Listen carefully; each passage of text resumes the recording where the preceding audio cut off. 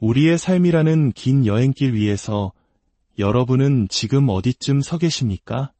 때로는 환한 햇살이 내리쬐는 평탄한 길을 걷기도 하고, 때로는 거친 비바람이 몰아치는 험난한 고개를 넘기도 합니다. 이 여정 속에서 우리는 끊임없이 무언가를 찾고 질문을 던집니다. 나는 왜 태어났을까? 어떻게 사는 것이 잘 사는 것일까? 그리고 이 삶의 끝에는 무엇이 있을까? 오늘 우리는 잠시 발걸음을 멈추고 그 근원적인 질문에 대한 답을 함께 찾아보는 깊은 사색의 시간을 가지려 합니다. 이 이야기가 여러분의 마음에 작은 울림이나마 전해진다면 구독과 좋아요를 통해 이 소중한 지혜를 더 많은 분들과 함께 나누어 주십시오. 여러분의 그 따뜻한 마음 위에 세상을 창조하신 하나님의 크신 은혜와 평강이 늘 함께하기를 기도합니다. 만약 어느 날 이 세상과 우주 만물을 만드신 하나님을 직접 만날 기회가 주어진다면 여러분은 그분께 무엇을 가장 먼저 여쭙고 싶으신가요? 아마도 내 인생에서 가장 중요하고 절실한 문제에 대해 묻고 싶을 겁니다. 어떤 분은 당첨 확률이 지극히 낮은 로또 복권 번호를 물어보고 싶을지도 모릅니다. 하지만 그런 시시한 질문 말고요. 내 인생 전체를 관통하는 가장 핵심적인 질문을 던져야 하지 않겠습니까? 우리의 삶은 결코 만만치 않습니다. 70년, 80년의 세월 동안 우리는 수많은 문제와 마주합니다. 청년에게는 좋은 직장을 구하는 것이 가장 큰 문제일 수 있고, 또 어떤 이에게는 평생의 짝을 만나는 결혼이 가장 큰 과제일 수 있습니다. 어렵게 결혼했지만 부부 사이의 갈등으로 매일이 힘겨운 분도 계실 겁니다. 아이를 보며 이 모든 어려움을 참고 견뎠는데 그 아이가 속을 썩인다면 마음은 무너져 내리고 삶의 의미를 잃어버린 듯한 절망감에 휩싸이기도 합니다. 때로는 지독한 가난이, 때로는 예고 없이 찾아온 질병이 우리의 삶을 송두리째 흔들기도 합니다. 하지만 한번 상상해 보십시오. 그 모든 문제가 기적처럼 해결되었다고요. 원하던 회사에 취직하고 사랑하는 사람과 결혼하여 인꼬부부처럼 행복하게 살고 속썩이던 자녀는 정신을 차려 공부에 매진합니다. 재미삼아 사본 로또 복권이 1등에 당첨되고 말기 암 선고를 받았던 몸이 기적처럼 깨끗하게 치유됩니다. 이 모든 꿈 같은 일이 현실이 된다면 더 이상 우리에겐 아무런 문제도 남지 않게 되는 걸까요? 아닙니다. 이 모든 문제가 해결된다 해도 우리 인생에는 반드시 풀어야만 하는 그보다 훨씬 더 근본적이고 중요한 문제가 남아 있습니다. 그것은 바로 우리 모두가 예외 없이 마주해야 하는 죽음이라는 문제입니다. 인생에서 가장 끔찍한 것은 돈이 없는 것도 친구가 없는 것도 아닙니다. 바로 죽음입니다. 저는 대학교 2학년 때 이 사실을 뼈저리게 깨닫는 경험을 했습니다. 저보다 먼저 군에 입대했던 고등학교 동창 친구가 있었습니다. 운동을 누구보다 잘했고 늘 건강하던 친구였습니다. 그런데 어느 날 그 친구가 군에서 행군을 하다가 갑자기 세상을 떠났다는 비보가 전해졌습니다. 저는 도저히 믿을 수가 없었습니다. 친구의 장례는 화장으로 치러졌습니다. 저는 그때 난생 처음으로 화장터를 가보았습니다. 그리고 그곳에서 죽음이 얼마나 무서운 것인지를 비로소 마주하게 되었습니다. 그 친구는 홀어머니 밑에서 외아들로 자랐습니다. 남편과 사별한 후 어머니는 재혼도 마다하고 오직 아들 하나만을 바라보며 평생을 헌신하셨습니다. 아들은 그런 어머니의 기대를 저버리지 않는 효자였습니다. 열심히 공부해 우리나라 최고의 대학에 입학했고 어머니의 기쁨은 이루 말할 수 없었습니다. 그런데 그토록 소중한 아들이, 어머니의 희망이자 전부였던 아들이 싸늘한 시신이 되어 돌아온 것입니다. 화장터에서 아들의 관이 뜨거운 불길 속으로 들어가려던 마지막 순간 어머니는 관을 부둥켜 안고 놓아주지 않으셨습니다. 차라리 아들을 따라 함께 죽고 싶은 심정이었을 겁니다. 그저 목 놓아 우는 것 외에는 할 수 있는 것이 아무것도 없었습니다. 울고 또 울다가 결국 혼절해 버리시는 어머니의 모습을 보며 제 가슴도 미어졌습니다. 아들과 함께 밥을 먹고 이야기를 나누고 손을 잡고 그 목소리를 듣는 그 소소한 일상. 이제 어머니는 그 어떤 것을 주고도 아들과 함께할 수 없게 되었습니다. 죽음은 이처럼 한순간에 모든 것을 앗아가 버리는 무섭고 잔인한 것이었습니다. 몇 시간이 흐른 뒤 직원이 저희를 불렀습니다. 새하얀 뼈가루가 담긴 작은 함을 건네받는 순간 저는 참을 수 없는 허무함에 휩싸였습니다. 고작 이 한 줌의 뼈가루로 돌아가기 위해 그 친구는 그토록 치열하게 공부했던 걸까요? 무더운 여름, 선풍기도 없던 시절, 딱딱한 의자에 앉아 엉덩이에 땀띠가 나도록 공부하며 꿈을 키웠던 그 모든 노력이 무슨 소용이 있었을까요? 어른들이 말씀하시던 공수래 공수거, 빈손으로 왔다가 빈손으로 가는 것이 인생이라는 말을 그때 처음으로 실감했습니다.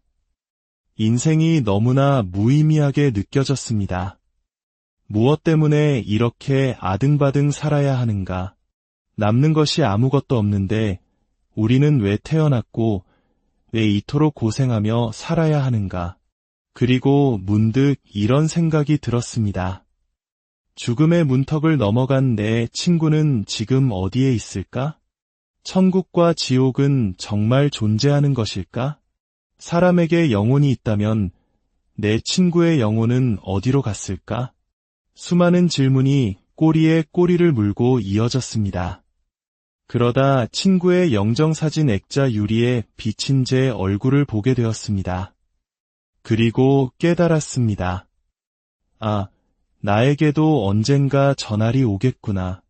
내 친구들이 나를 위해 저 자리에 모일 날이 반드시 오겠구나.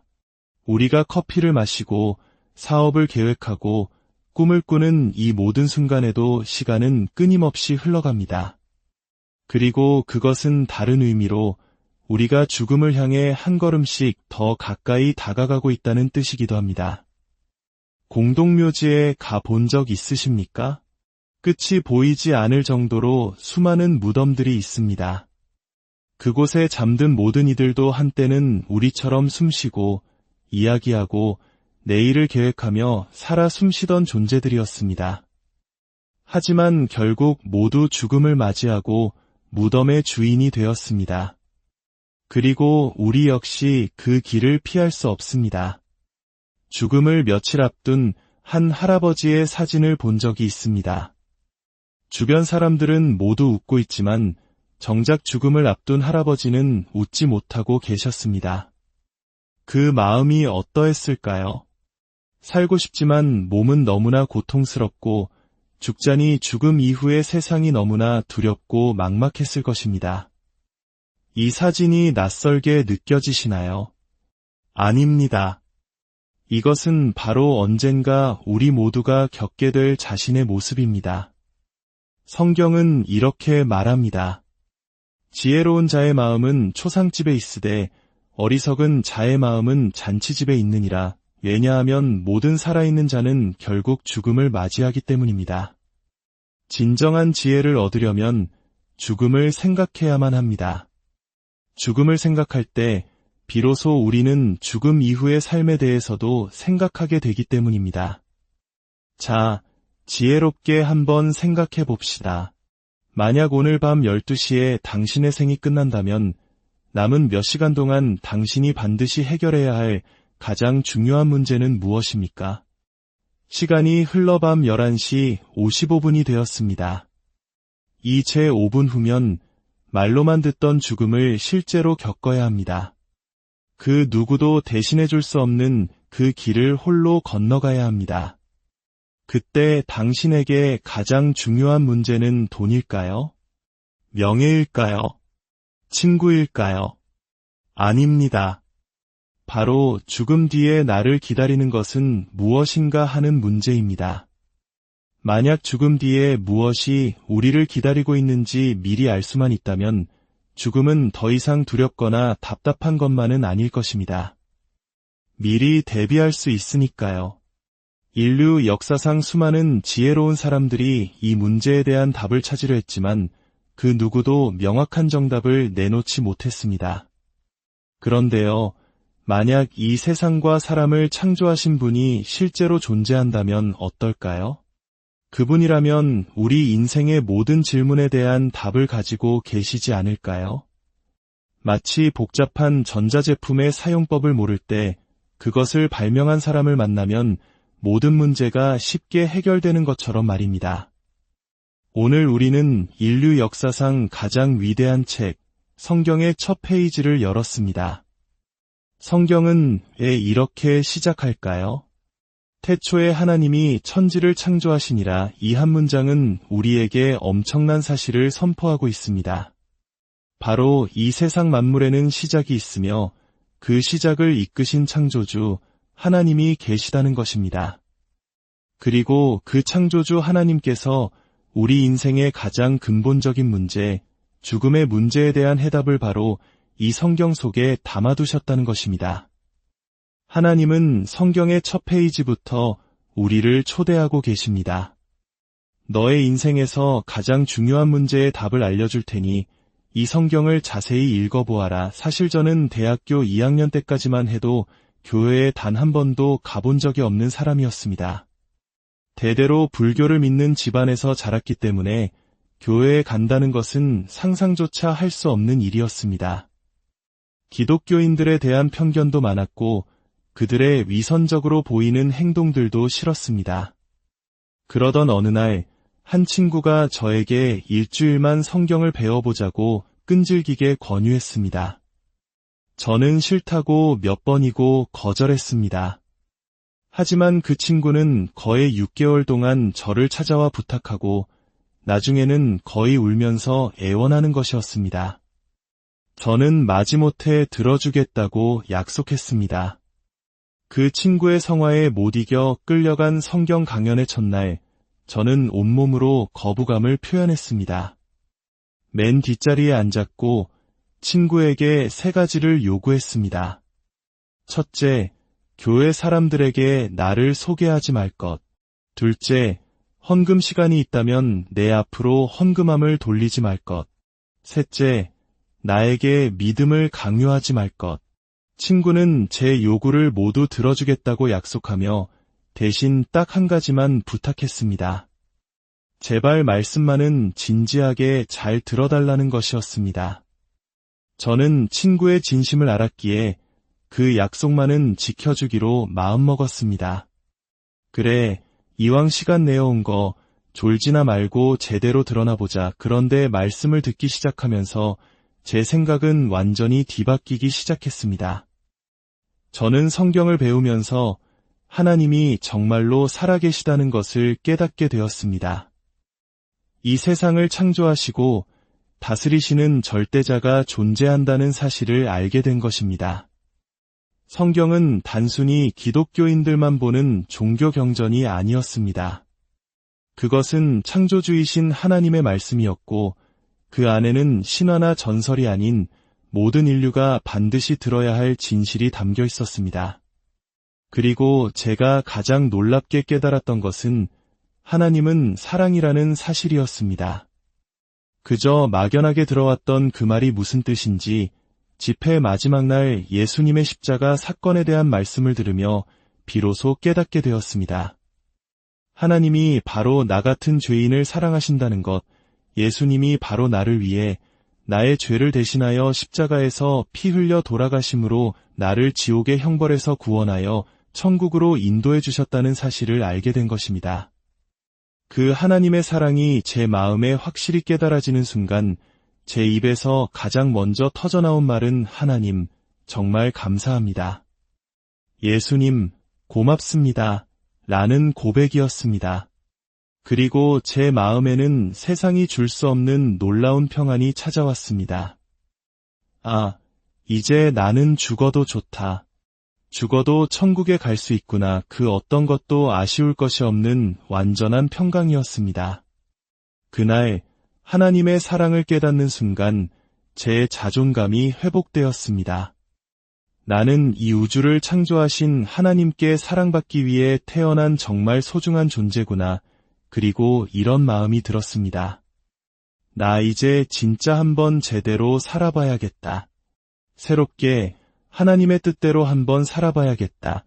제 마음이 이렇게 바뀌는 데는 오랜 시간이 걸리지 않았습니다. 단 일주일이었습니다. 어떤 마음으로 이 자리에 오셨든 괜찮습니다. 누구라도 이 하나님의 말씀을 진지하게 배운다면 저와 같은 구원의 축복을 받게 될 것이라고 저는 확신합니다. 그렇다면 눈에 보이지도 않는 하나님이 정말 계시다는 것을 우리는 어떻게 알 수 있을까요? 물론 우리는 하나님을 본 적이 없습니다. 하지만 눈에 보이지 않는다고 해서 존재하지 않는다고 말할 수는 없습니다. 우리 눈앞에 있는 공기도 우리를 병들게 하는 바이러스도 눈에 보이지 않지만 우리는 그것이 존재한다는 것을 알고 있습니다. 과학자들에 따르면 인간이 눈으로 볼 수 있는 세상은 전체의 22%에 불과하다고 합니다. 우리는 78%의 보이지 않는 세계에 둘러싸여 살아가고 있는 것입니다. 하나님을 볼 수 없는 더 중요한 이유가 있습니다.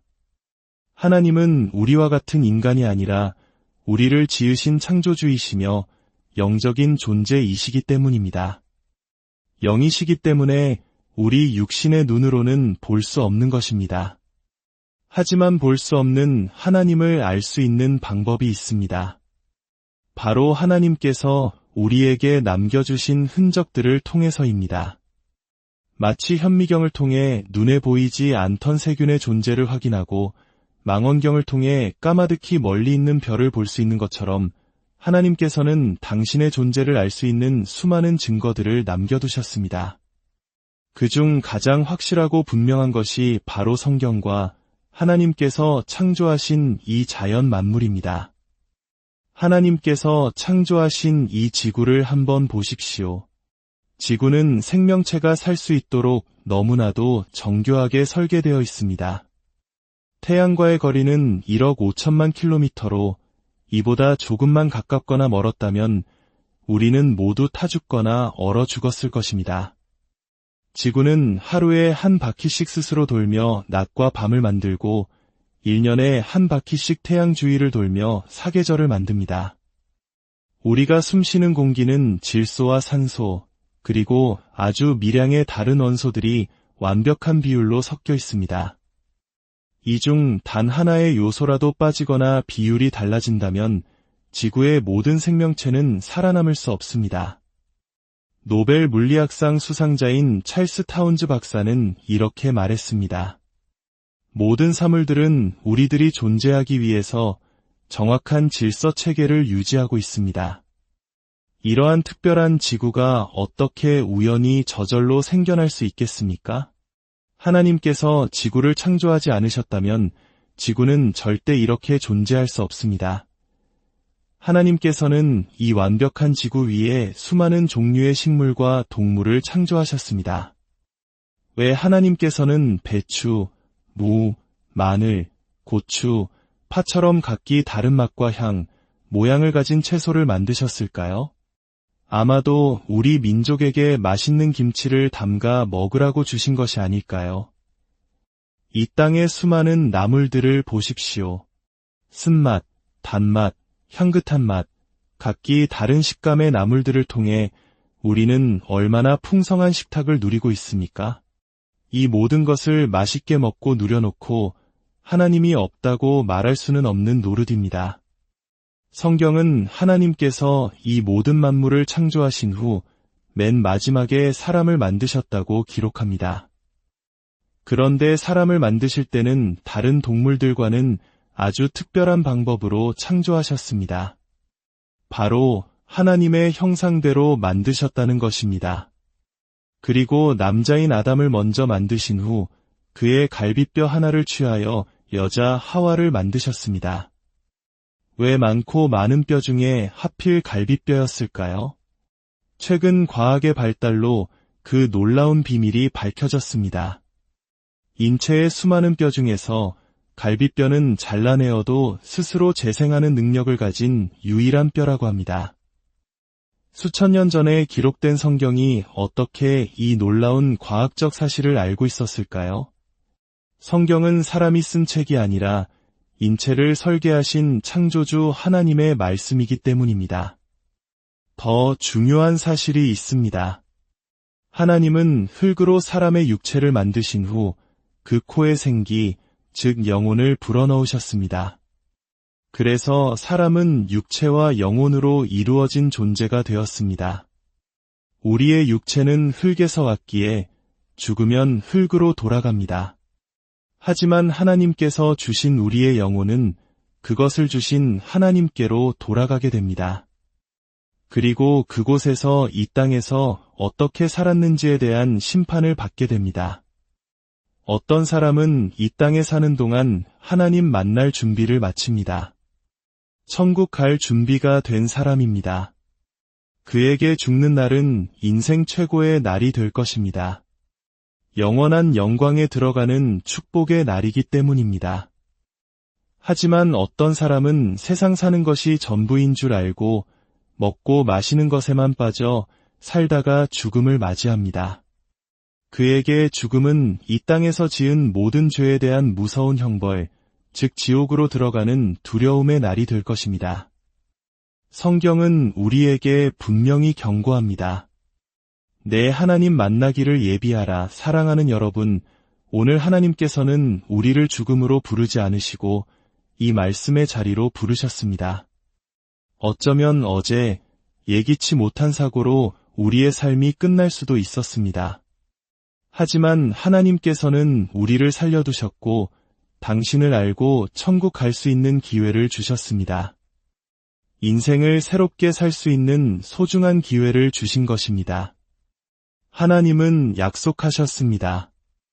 너희가 전심으로 나를 찾고 찾으면 나를 만나리라. 여기서 전심으로 라는 것은 내가 한번 제대로 들어봐야겠다는 진지한 마음을 뜻합니다. 그리고 찾고 찾으면 이라는 것은 꾸준히 말씀을 배우고 구해야 한다는 뜻입니다. 저 역시 첫날 말씀을 듣고 내 인생의 근본적인 문제를 이번 기회에 반드시 해결해야겠다는 마음으로 일주일간 진지하게 말씀을 들었고 마침내 하나님을 만나는 축복을 누렸습니다. 여러분에게도 그와 같은 놀라운 축복이 함께하기를 간절히 바랍니다. 부디 이 귀한 기회를 놓치지 마십시오. 사랑과 은혜가 풍성하신 아버지 하나님, 오늘 저희에게 생명을 허락하시고 하나님의 말씀을 배울 수 있는 귀한 기회를 주심에 감사드립니다. 이 말씀을 듣는 모든 분들의 마음을 열어주시어 살아계신 하나님을 인격적으로 만나게 하시고 하나님께서 주시는 참된 평안과 천국의 소망을 모두가 선물로 받는 놀라운 은혜를 허락하여 주시옵소서. 이 자리에 함께한 모든 분들의 삶과 가정 위에 그리고 그 발걸음 위에 늘 함께하시고 지켜주시기를 우리를 사랑하시는 예수님의 이름으로 간절히 우리의 삶이라는 긴 여행길 위에서 여러분은 지금 어디쯤 서 계십니까? 때로는 환한 햇살이 내리쬐는 평탄한 길을 걷기도 하고 때로는 거친 비바람이 몰아치는 험난한 고개를 넘기도 합니다. 이 여정 속에서 우리는 끊임없이 무언가를 찾고 질문을 던집니다. 나는 왜 태어났을까? 어떻게 사는 것이 잘 사는 것일까? 그리고 이 삶의 끝에는 무엇이 있을까? 오늘 우리는 잠시 발걸음을 멈추고 그 근원적인 질문에 대한 답을 함께 찾아보는 깊은 사색의 시간을 가지려 합니다. 이 이야기가 여러분의 마음에 작은 울림이나마 전해진다면 구독과 좋아요를 통해 이 소중한 지혜를 더 많은 분들과 함께 나누어 주십시오. 여러분의 그 따뜻한 마음 위에 세상을 창조하신 하나님의 크신 은혜와 평강인을 함께하기를 기도합니다. 만약 어느 날 이 세상과 우주 만물을 만드신 하나님을 직접 만날 기회가 주어진다면 여러분은 그분께 무엇을 가장 먼저 여쭙고 싶으신가요? 아마도 내 인생에서 가장 중요하고 절실한 문제에 대해 묻고 싶을 겁니다. 어떤 분은 당첨 확률이 지극히 낮은 로또 복권 번호를 물어보고 싶을지도 모릅니다. 하지만 그런 시시한 질문 말고요. 내 인생 전체를 관통하는 가장 핵심적인 질문을 던져야 하지 않겠습니까? 우리의 삶은 결코 만만치 않습니다. 70년, 80년의 세월 동안 우리는 수많은 문제와 마주합니다. 청년에게는 좋은 직장을 구하는 것이 가장 큰 문제일 수 있고, 또 어떤 이에게는 평생의 짝을 만나는 결혼이 가장 큰 과제일 수 있습니다. 어렵게 결혼했지만 부부 사이의 갈등으로 매일이 힘겨운 분도 계실 겁니다. 아이를 보며 이 모든 어려움을 참고 견뎠는데 그 아이가 속을 썩인다면 마음은 무너져 내리고 삶의 의미를 잃어버린 듯한 절망감에 휩싸이기도 합니다. 때로는 지독한 가난이, 때로는 예고 없이 찾아온 질병이 우리의 삶을 송두리째 흔들기도 합니다. 하지만 한번 상상해 보십시오. 그 모든 문제가 기적처럼 해결되었다고요. 원하던 회사에 취직하고 사랑하는 사람과 결혼하여 인꼬부부처럼 행복하게 살고 속썩이던 자녀는 정신을 차려 공부에 매진합니다. 재미삼아 사본 로또 복권이 1등에 당첨되고 말기 암 선고를 받았던 몸이 기적처럼 깨끗하게 치유됩니다. 이 모든 꿈 같은 일이 현실이 된다면 더 이상 우리에겐 아무런 문제도 남지 않게 되는 걸까요? 아닙니다. 이 모든 문제가 해결된다 해도 우리 인생에는 반드시 풀어야만 하는 그보다 훨씬 더 근본적이고 중요한 문제가 남아 있습니다. 그것은 바로 우리 모두가 예외 없이 마주해야 하는 죽음이라는 문제입니다. 인생에서 가장 끔찍한 것은 돈이 없는 것도 친구가 없는 것도 아닙니다. 바로 죽음입니다. 저는 대학교 2학년 때 이 사실을 뼈저리게 깨닫는 경험을 했습니다. 저보다 먼저 군에 입대했던 고등학교 동창 친구가 있었습니다. 운동을 누구보다 잘했고 늘 건강하던 친구였습니다. 그런데 어느 날 그 친구가 군에서 행군을 하다가 갑자기 세상을 떠났다는 비보가 전해졌습니다. 저는 도저히 믿을 수가 없었습니다. 친구의 장례는 화장으로 치러졌습니다. 저는 그때 난생 처음으로 화장터를 가보았습니다. 그리고 그곳에서 죽음이 얼마나 무서운 것인지를 비로소 마주하게 되었습니다. 그 친구는 홀어머니 밑에서 외아들로 자랐습니다. 남편과 사별한 후 어머니는 재혼도 마다하고 오직 아들 하나만을 바라보며 평생을 헌신하셨습니다. 아들은 그런 어머니의 기대를 저버리지 않는 효자였습니다. 열심히 공부해 우리나라 최고의 대학에 입학했고 어머니의 기쁨은 이루 말할 수 없었습니다. 그런데 그토록 소중한 아들이, 어머니의 희망이자 전부였던 아들이 싸늘한 시신이 되어 돌아온 것입니다. 화장터에서 아들의 관이 뜨거운 불길 속으로 들어가려던 마지막 순간 어머니는 관을 부둥켜 안고 놓아주지 않으셨습니다. 차라리 아들을 따라 함께 죽고 싶은 심정이었을 겁니다. 그저 목 놓아 우는 것 외에는 할 수 있는 것이 아무것도 없었습니다. 울고 또 울다가 결국 혼절해 버리시는 어머니의 모습을 보며 제 가슴도 미어졌습니다. 아들과 함께 밥을 먹고 이야기를 나누고 손을 잡고 그 목소리를 듣는 그 소소한 일상. 이제 어머니는 그 어떤 것을 주고도 아들과 함께할 수 없게 되었습니다. 죽음은 이처럼 한순간에 모든 것을 앗아가 버리는 무섭고 잔인한 것이었습니다. 몇 시간이 흐른 뒤 직원이 저희를 불렀습니다.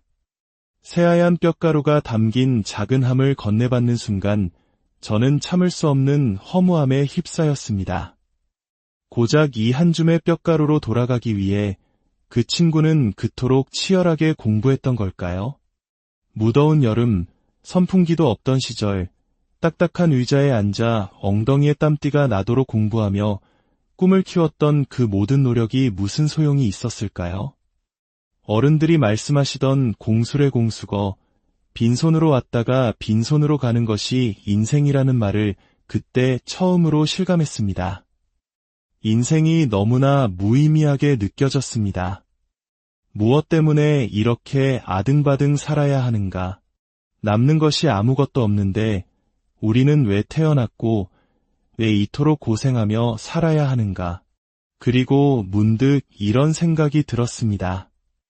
죽음의 문턱을 넘어간 내 친구는 지금 어디에 있을까? 천국과 지옥은 정말 존재하는 것일까? 사람에게 영혼이 있다면 내 친구의 영혼은 어디로 갔을까? 수많은 질문이 꼬리에 꼬리를 물고 이어졌습니다. 그러다 친구의 영정사진 액자 유리에 비친 제 얼굴을 보게 되었습니다. 그리고 깨달았습니다. 아, 나에게도 언젠가 저날이 오겠구나. 내 친구들이 나를 위해 저 자리에 모일 날이 반드시 오겠구나. 우리가 커피를 마시고 사업을 계획하고 꿈을 꾸는 이 모든 순간에도 시간은 끊임없이 흘러갑니다. 그리고 그것은 다른 의미로 우리가 죽음을 향해 한 걸음씩 더 가까이 다가가고 있다는 뜻이기도 합니다. 공동묘지에 가본 적 있으십니까? 끝이 보이지 않을 정도로 수많은 무덤들이 있습니다.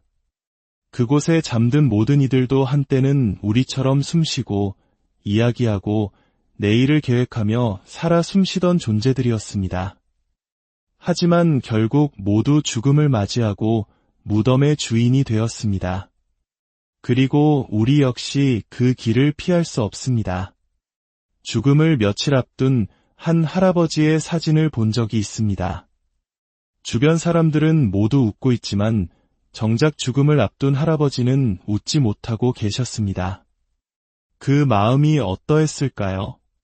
살고 싶지만 몸은 너무나 고통스럽고 죽자니 죽음 이후의 세상이 너무나 두렵고 막막했을 것입니다. 이 사진이 낯설게 느껴지시나요? 아닙니다. 이것은 바로 언젠가 우리 모두가 겪게 될 자신의 모습입니다. 성경은 이렇게 말합니다.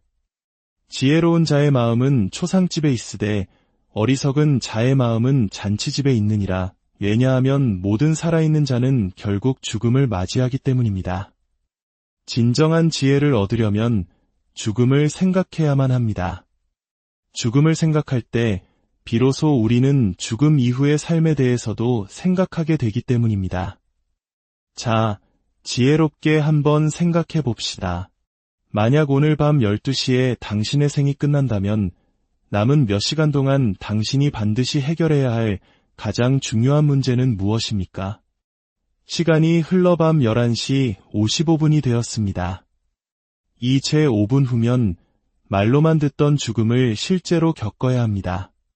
그 누구도 대신해 줄 수 없는 그 길을 홀로 건너가야 합니다. 그때 당신에게 가장 중요한 문제는 돈일까요? 명예일까요? 친구일까요? 아닙니다. 바로 죽음 뒤에 나를 기다리는 것은 무엇인가 하는 문제입니다. 만약 죽음 뒤에 무엇이 우리를 기다리고 있는지 미리 알 수만 있다면 죽음은 더 이상 두렵거나 답답한 것만은 아닐 것입니다. 미리 대비할 수 있으니까요. 인류 역사상 수많은 지혜로운 사람들이 이 문제에 대한 답을 찾으려 했지만 그 누구도 명확한 정답을 내놓지 못했습니다. 그런데요, 만약 이 세상과 사람을 창조하신 분이 실제로 존재한다면 어떨까요?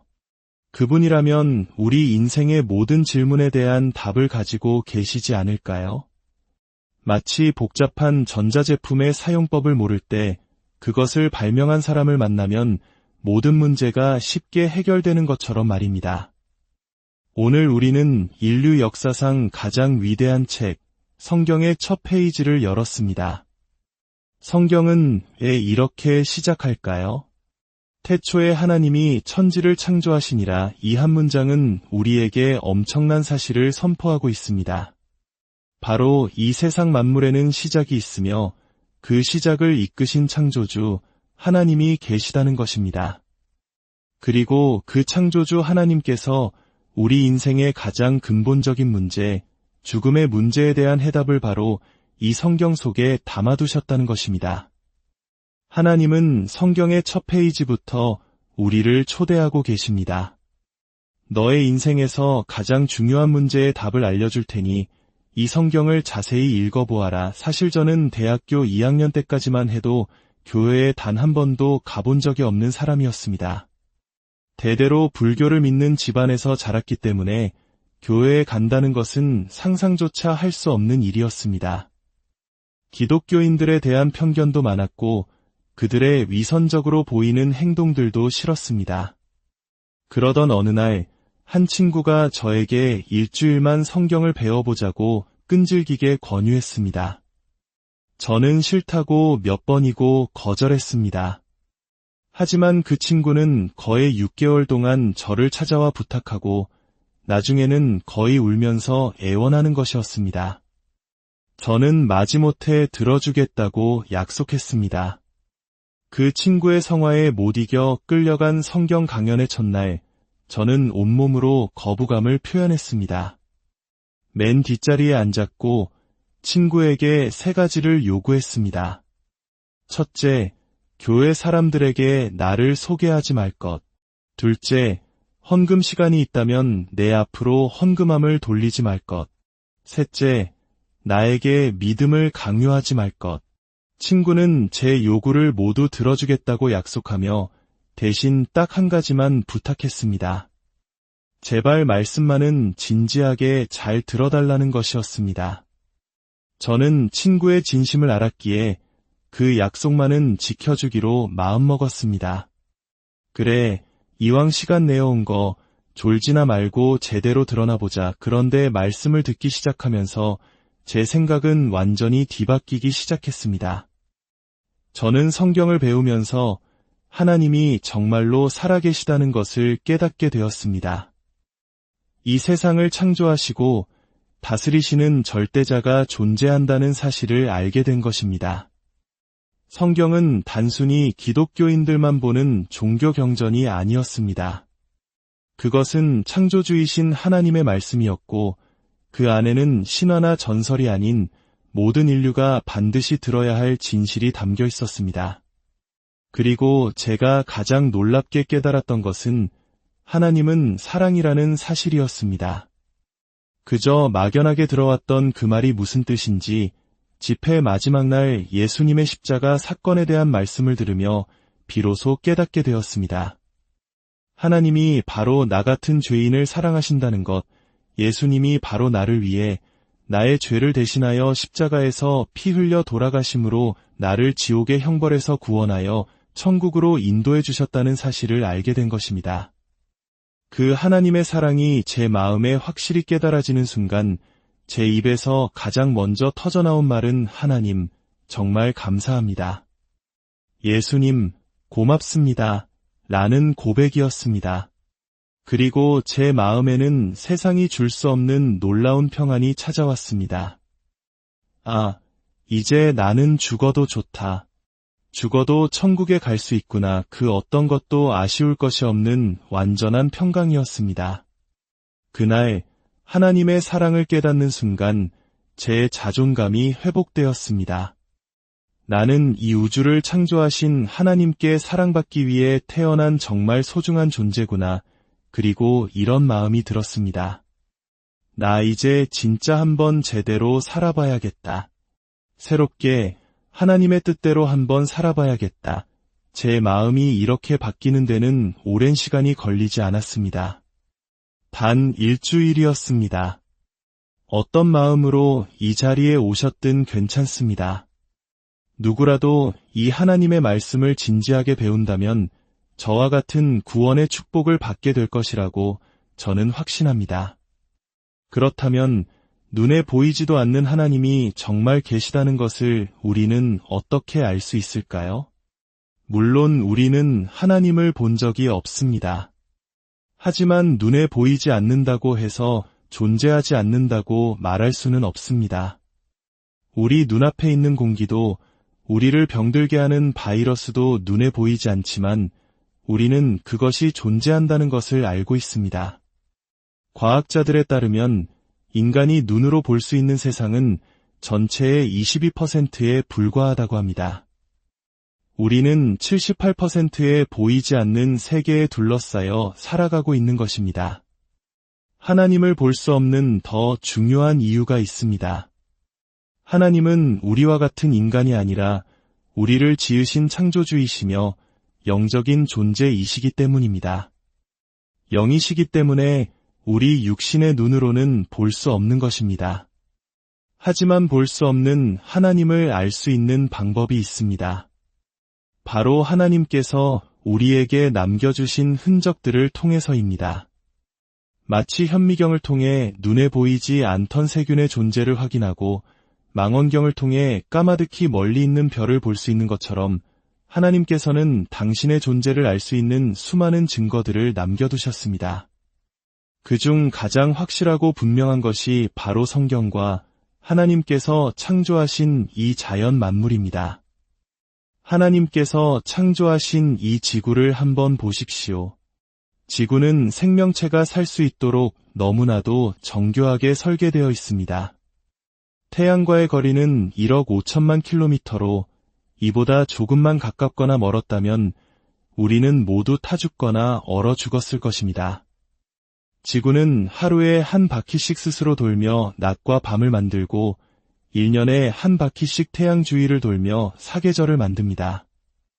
우리가 숨쉬는 공기는 질소와 산소, 그리고 아주 미량의 다른 원소들이 완벽한 비율로 섞여 있습니다.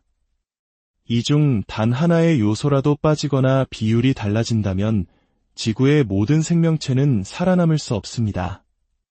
노벨 물리학상 수상자인 찰스 타운즈 박사는 이렇게 말했습니다. 모든 사물들은 우리들이 존재하기 위해서 정확한 질서 체계를 유지하고 있습니다. 이러한 특별한 지구가 어떻게 우연히 저절로 생겨날 수 있겠습니까? 하나님께서 지구를 창조하지 않으셨다면 지구는 절대 이렇게 존재할 수 없습니다. 하나님께서는 이 완벽한 지구 위에 수많은 종류의 식물과 동물을 창조하셨습니다.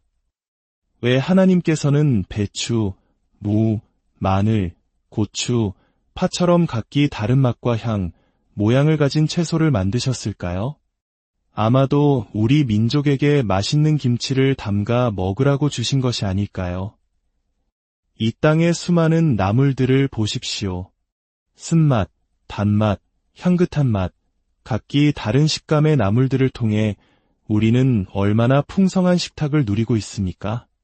이 모든 것을 맛있게 먹고 누려놓고 하나님이 없다고 말할 수는 없는 노릇입니다. 성경은 하나님께서 이 모든 만물을 창조하신 후 맨 마지막에 사람을 만드셨다고 기록합니다. 그런데 사람을 만드실 때는 다른 동물들과는 아주 특별한 방법으로 창조하셨습니다. 바로 하나님의 형상대로 만드셨다는 것입니다. 그리고 남자인 아담을 먼저 만드신 후 그의 갈비뼈 하나를 취하여 여자 하와를 만드셨습니다. 왜 많고 많은 뼈 중에 하필 갈비뼈였을까요? 최근 과학의 발달로 그 놀라운 비밀이 밝혀졌습니다.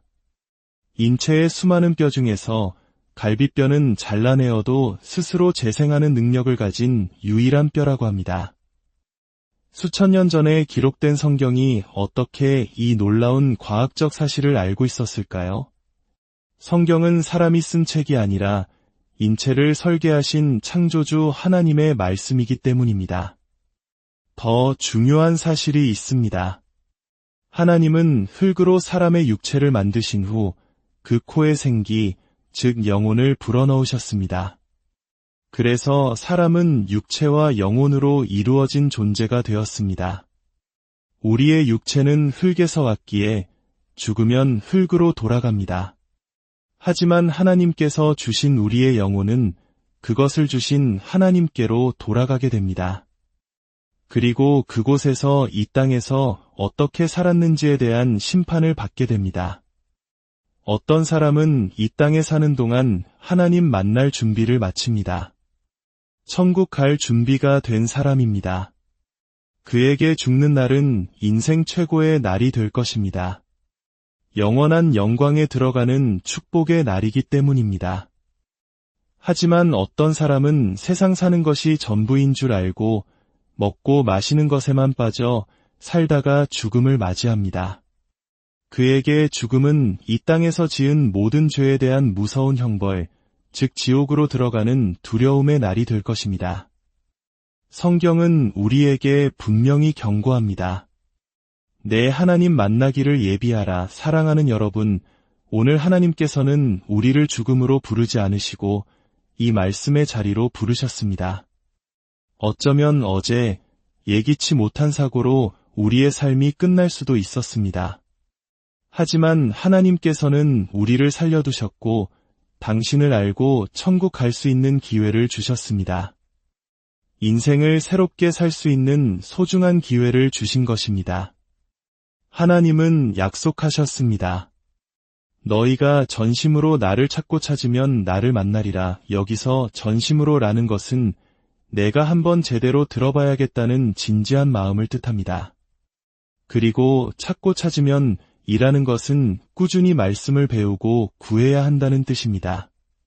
저 역시 첫날 말씀을 듣고 내 인생의 근본적인 문제를 이번 기회에 반드시 해결해야겠다는 마음으로 일주일간 진지하게 말씀을 들었고 마침내 하나님을 만나는 축복을 누렸습니다.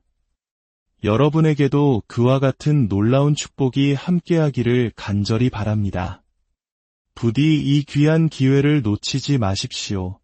사랑과 은혜가 풍성하신 아버지 하나님, 오늘 저희에게 생명을 허락하시고 하나님의 말씀을 배울 수 있는 귀한 기회를 주심에 감사드립니다.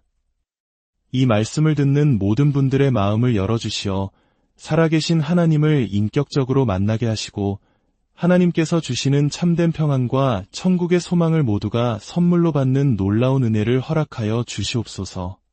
이 자리에 함께한 모든 분들의 삶과 가정 위에 그리고 그 발걸음 위에 늘 함께하시고 지켜주시기를 우리를 사랑하시는 예수님의 이름으로 간절히 우리의 삶이라는 긴 여행길 위에서 여러분은 지금 어디쯤 서 계십니까?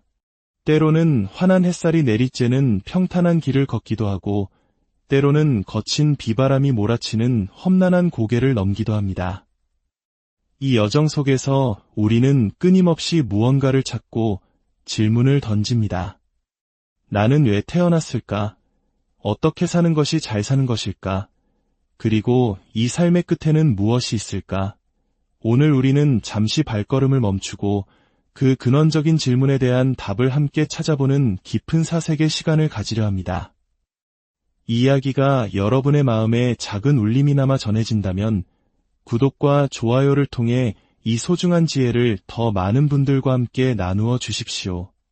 여러분의 그 따뜻한 마음 위에 세상을 창조하신 하나님의 크신 은혜와 평강이 늘 함께하기를 기도합니다. 만약 어느 날 이 세상과 우주 만물을 만드신 하나님을 직접 만날 기회가 주어진다면 여러분은 그분께 무엇을 가장 먼저 여쭙고 싶으신가요? 아마도 내 인생에서 가장 중요하고 절실한 문제에 대해 묻고 싶을 겁니다. 어떤 분은 당첨 확률이 지극히 낮은 로또 복권 번호를 물어보고 싶을지도 모릅니다. 하지만 그런 시시한 질문 말고요. 내 인생 전체를 관통하는 가장 핵심적인 질문을 던져야 하지 않겠습니까? 우리의 삶은 결코 만만치 않습니다. 70년, 80년의 세월 동안 우리는 수많은 문제와 마주합니다. 청년에게는 좋은 직장을 구하는 것이 가장 큰 문제일 수 있고 또 어떤 이에게는 평생의 짝을 만나는 결혼이 가장 큰 과제일 수 있습니다. 어렵게 결혼했지만 부부 사이의 갈등으로 매일이 힘겨운 분도 계실 겁니다. 아이를 보며 이 모든 어려움을 참고 견뎠는데 그 아이가 속을 썩인다면 마음은 무너져 내리고 삶의 의미를 잃어버린 듯한 절망감에 휩싸이기도 합니다. 때로는 지독한 가난이, 때로는 예고 없이 찾아온 질병이 우리의 삶을 송두리째 흔들기도 합니다. 하지만 한번 상상해 보십시오. 그 모든 문제가 기적처럼 해결되었다고요. 원하던 회사에 취직하고 사랑하는 사람과 결혼하여 인꼬부부처럼 행복하게 살고 속썩이던 자녀는 정신을 차려 공부에 매진합니다. 재미삼아 사본 로또 복권이 1등에 당첨되고 말기 암 선고를 받았던 몸이 기적처럼 깨끗하게 치유됩니다. 이 모든 꿈 같은 일이 현실이 된다면 더 이상 우리에겐 아무런 문제도 남지 않게 되는 걸까요? 아닙니다. 이 모든 문제가 해결된다 해도 우리 인생에는 반드시 풀어야만 하는 그보다 훨씬 더 근본적이고 중요한 문제가 남아 있습니다. 그것은 바로 우리 모두가 예외 없이 마주해야 하는 죽음이라는 문제입니다. 인생에서 가장 끔찍한 것은 돈이 없는 것도 친구가 없는 것도 아닙니다. 바로 죽음입니다. 저는 대학교 2학년 때 이 사실을 뼈저리게 깨닫는 경험을 했습니다. 저보다 먼저 군에 입대했던 고등학교 동창 친구가 있었습니다. 운동을 누구보다 잘했고 늘 건강하던 친구였습니다. 그런데 어느 날 그 친구가 군에서 행군을 하다가 갑자기 세상을 떠났다는 비보가 전해졌습니다. 저는 도저히 믿을 수가 없었습니다. 친구의 장례는 화장으로 치러졌습니다. 저는 그때 난생 처음으로 화장터를 가보았습니다. 그리고 그곳에서 죽음이 얼마나 무서운 것인지를 비로소 마주하게 되었습니다. 그 친구는 홀어머니 밑에서 외아들로 자랐습니다. 남편과 사별한 후 어머니는 재혼도 마다하고 오직 아들 하나만을 바라보며 평생을 헌신하셨습니다. 아들은 그런 어머니의 기대를 저버리지 않는 효자였습니다. 열심히 공부해 우리나라 최고의 대학에 입학했고 어머니의 기쁨은 이루 말할 수 없었습니다. 그런데 그토록 소중한 아들이, 어머니의 희망이자 전부였던 아들이 싸늘한 시신이 되어 돌아온 것입니다. 화장터에서 아들의 관이 뜨거운 불길 속으로 들어가려던 마지막 순간 어머니는 관을 부둥켜 안고 놓아주지 않으셨습니다. 차라리 아들을 따라 함께 죽고 싶은 심정이었을 겁니다. 그저 목 놓아 우는 것 외에는 할 수 있는 것이 아무것도 없었습니다. 울고 또 울다가 결국 혼절해 버리시는 어머니의 모습을 보며 제 가슴도 미어졌습니다. 아들과 함께 밥을 먹고 이야기를 나누고 손을 잡고 그 목소리를 듣는 그 소소한 일상. 이제 어머니는 그 어떤 것을 주고도 아들과 함께할 수 없게 되었습니다. 죽음은 이처럼 한순간에 모든 것을 앗아가 버리는 무섭고 잔인한 것이었습니다. 몇 시간이 흐른 뒤 직원이 저희를 불렀습니다. 새하얀 뼈가루가 담긴 작은 함을 건네받는 순간 저는 참을 수 없는 허무함에 휩싸였습니다. 고작 이 한 줌의 뼈가루로 돌아가기 위해 그 친구는 그토록 치열하게 공부했던 걸까요? 무더운 여름, 선풍기도 없던 시절, 딱딱한 의자에 앉아 엉덩이에 땀띠가 나도록 공부하며 꿈을 키웠던 그 모든 노력이 무슨 소용이 있었을까요? 어른들이 말씀하시던 공수래 공수거, 빈손으로 왔다가 빈손으로 가는 것이 인생이라는 말을 그때 처음으로 실감했습니다. 인생이 너무나 무의미하게 느껴졌습니다. 무엇 때문에 이렇게 아등바등 살아야 하는가? 남는 것이 아무것도 없는데 우리는 왜 태어났고 왜 이토록 고생하며 살아야 하는가? 그리고 문득 이런 생각이 들었습니다. 죽음의 문턱을 넘어간 내 친구는 지금 어디에 있을까? 천국과 지옥은 정말 존재하는 것일까? 사람에게 영혼이 있다면 내 친구의 영혼은 어디로 갔을까? 수많은 질문이 꼬리에 꼬리를 물고 이어졌습니다. 그러다 친구의 영정사진 액자 유리에 비친 제 얼굴을 보게 되었습니다. 그리고 깨달았습니다. 아, 나에게도 언젠가 저날이 오겠구나. 내 친구들이 나를 위해 저 자리에 모일 날이 반드시 오겠구나. 우리가 커피를 마시고 사업을 계획하고 꿈을 꾸는 이 모든 순간에도 시간은 끊임없이 흘러갑니다. 그리고 그것은 다른 의미로 우리가 죽음을 향해 한 걸음씩 더 가까이 다가가고 있다는 뜻이기도 합니다. 공동묘지에 가본 적 있으십니까? 끝이 보이지 않을 정도로 수많은 무덤들이 있습니다. 그곳에 잠든 모든 이들도 한때는 우리처럼 숨쉬고 이야기하고 내일을 계획하며 살아 숨쉬던 존재들이었습니다. 하지만 결국 모두 죽음을 맞이하고 무덤의 주인이 되었습니다. 그리고 우리 역시 그 길을 피할 수 없습니다. 죽음을 며칠 앞둔 한 할아버지의 사진을 본 적이 있습니다. 주변 사람들은 모두 웃고 있지만 정작 죽음을 앞둔 할아버지는 웃지 못하고 계셨습니다. 그 마음이 어떠했을까요? 살고 싶지만 몸은 너무나 고통스럽고 죽자니 죽음 이후의 세상이 너무나 두렵고 막막했을 것입니다. 이 사진이 낯설게 느껴지시나요? 아닙니다. 이것은 바로 언젠가 우리 모두가 겪게 될 자신의 모습입니다. 성경은 이렇게 말합니다.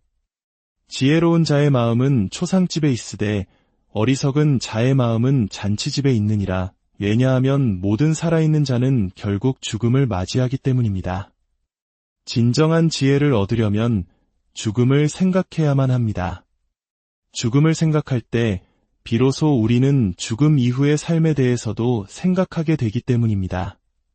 자, 지혜롭게 한번 생각해 봅시다. 만약 오늘 밤 12시에 당신의 생이 끝난다면 남은 몇 시간 동안 당신이 반드시 해결해야 할 가장 중요한 문제는 무엇입니까?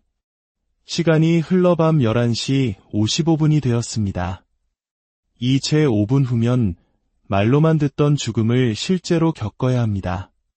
그 누구도 대신해 줄 수 없는 그 길을 홀로 건너가야 합니다. 그때 당신에게 가장 중요한 문제는 돈일까요? 명예일까요? 친구일까요? 아닙니다. 바로 죽음 뒤에 나를 기다리는 것은 무엇인가 하는 문제입니다. 만약 죽음 뒤에 무엇이 우리를 기다리고 있는지 미리 알 수만 있다면 죽음은 더 이상 두렵거나 답답한 것만은 아닐 것입니다. 미리 대비할 수 있으니까요. 인류 역사상 수많은 지혜로운 사람들이 이 문제에 대한 답을 찾으려 했지만 그 누구도 명확한 정답을 내놓지 못했습니다. 그런데요, 만약 이 세상과 사람을 창조하신 분이 실제로 존재한다면 어떨까요? 그분이라면 우리 인생의 모든 질문에 대한 답을 가지고 계시지 않을까요? 마치 복잡한 전자제품의 사용법을 모를 때 그것을 발명한 사람을 만나면 모든 문제가 쉽게 해결되는 것처럼 말입니다. 오늘 우리는 인류 역사상 가장 위대한 책, 성경의 첫 페이지를 열었습니다. 성경은 왜 이렇게 시작할까요? 태초에 하나님이 천지를 창조하시니라. 이 한 문장은 우리에게 엄청난 사실을 선포하고 있습니다. 바로 이 세상 만물에는 시작이 있으며 그 시작을 이끄신 창조주 하나님이 계시다는 것입니다. 그리고 그 창조주 하나님께서 우리 인생의 가장 근본적인 문제, 죽음의 문제에 대한 해답을 바로 이 성경 속에 담아두셨다는 것입니다. 하나님은 성경의 첫 페이지부터 우리를 초대하고 계십니다. 너의 인생에서 가장 중요한 문제의 답을 알려줄 테니 이 성경을 자세히 읽어보아라. 사실 저는 대학교 2학년 때까지만 해도 교회에 단 한 번도 가본 적이 없는 사람이었습니다. 대대로 불교를 믿는 집안에서 자랐기 때문에 교회에 간다는 것은 상상조차 할 수 없는 일이었습니다. 기독교인들에 대한 편견도 많았고 그들의 위선적으로 보이는 행동들도 싫었습니다. 그러던 어느 날 한 친구가 저에게 일주일만 성경을 배워보자고 끈질기게 권유했습니다. 저는 싫다고 몇 번이고 거절했습니다. 하지만 그 친구는 거의 6개월 동안 저를 찾아와 부탁하고 나중에는 거의 울면서 애원하는 것이었습니다. 저는 마지못해 들어주겠다고 약속했습니다. 그 친구의 성화에 못 이겨 끌려간 성경 강연의 첫날, 저는 온몸으로 거부감을 표현했습니다. 맨 뒷자리에 앉았고 친구에게 3가지를 요구했습니다. 첫째, 교회 사람들에게 나를 소개하지 말 것. 둘째, 헌금 시간이 있다면 내 앞으로 헌금